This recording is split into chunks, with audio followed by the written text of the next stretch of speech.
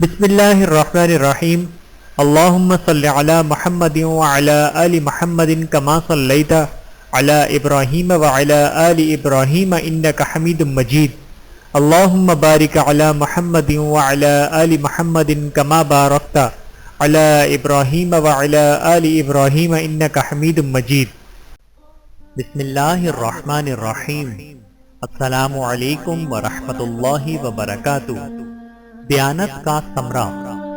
حضرت علامہ شیخ محمد بن البانی بیان کرتے ہیں کہ میں مکہ معظمہ میں مسافر تھا۔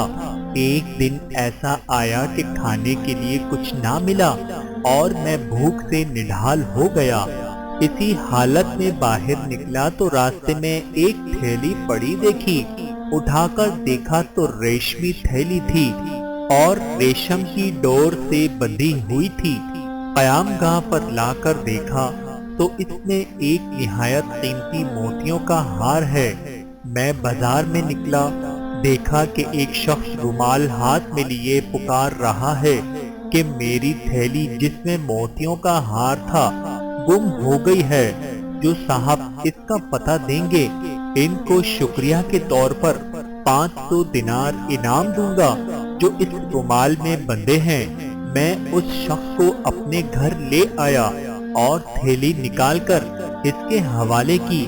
وہ شخص بڑا ممنون ہوا اور حسب وعدہ 500 دینار پیش کیے، لیکن میں نے لینے سے معذرت کی اور کہا کہ میں نے یہ کام رضائے الہی کی خاطر کیا ہے، اجرت لے کر میں اپنا اجر ضائع نہیں کرنا چاہتا۔ تاہم اس شخص نے ان کے قبول کرنے پر بہت زور دیا، لیکن میں برابر انکار کرتا رہا، یہاں تک کہ وہ تنگ آ کر چلا گیا۔ اس واقعے کے کچھ عرصے بعد میں نے مکہ معظمہ سے رخصت سفر باندھا اور ایک سمندری جہاز پر سوار ہو گیا۔ بدقسمتی سے راستے میں طوفان آ گیا اور جہاز ایک چٹان سے ٹکرا کر پاش پاش ہو گیا۔ میرے سوا سب مسافر ڈوب گئے۔ میرے بچنے کی یہ صورت ہوئی کہ تختہ میرے ہاتھ آ گیا اور میں اس پر بیٹھ گیا۔ بہتا بہتا ایک جزیرے کے ساحل تک پہنچ گیا۔ حسن اتفاق سے اس جزیرے کے باشندے مسلمان تھے۔ میں وہاں کی مسجد میں ٹھہر گیا۔ لوگوں نے مجھ سے حال دریافت کیا۔ میں نے ان کو اپنی تمام سرگزشت سنائی۔ لوگ یہ سن کر بہت متاثر ہوئے اور میرے ساتھ نہایت اچھا سلوک کیا۔ بہت سے لوگ مجھ سے قرآن حکیم کی تعلیم حاصل کرنے لگے اور اپنے بچوں کو بھی سیکھنے کے لیے میرے پاس بھیجنے لگے۔ تھوڑی ہی مدت میں یہ لوگ مجھ سے بے حد مانوس ہو گئے اور مجھے اپنا مرشد سمجھنے لگے۔ وہ مجھے کافی مالی امداد بھی دیتے تھے اور دوسری کوئی خدمت کرنے سے بھی دریغ نہ کرتے تھے۔ ایک دن انہوں نے آپس میں کچھ مشورہ کیا اور پھر میرے پاس آ کر کہا کہ ہماری رائے یہ ہے کہ آپ شادی کر لیں اور یہاں مستقل اقامت اختیار کر لیں۔ میں نے کہا جیسے آپ لوگوں کی خوشی۔ چنانچہ انہوں نے بتایا کہ ہمارے یہاں ایک مالدار یتیم لڑکی ہے، ہمارے خیال میں اس کے لیے آپ سے بہتر شوہر ملنا مشکل ہے۔ اگر آپ رضامند ہوں تو اس سے آپ کا نکاح کر دیں۔ میں نے رضامندی کا اظہار کیا اور میرا اس لڑکی سے نکاح ہو گیا۔ جب میں نے خلوت میں اپنی بیوی کو دیکھا تو یہ دیکھ کر حیران رہ گیا کہ وہی تھیلی والا ہار اس کے گلے میں پڑا ہے۔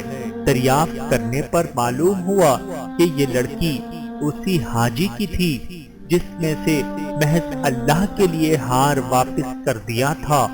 لوگوں نے مجھے بتایا کہ جب اس لڑکی کا باپ حج سے یہاں واپس آیا تھا تو اپنے قیمتی ہار کے گم ہونے اور پھر اس کے مل جانے کا واقعہ اکثر بیان کیا کرتا تھا اور کہا کرتا تھا کہ جس شخص نے مجھے یہ ہار واپس دیا، ایسا بے نفس آدمی میں نے دنیا میں کہیں نہیں دیکھا۔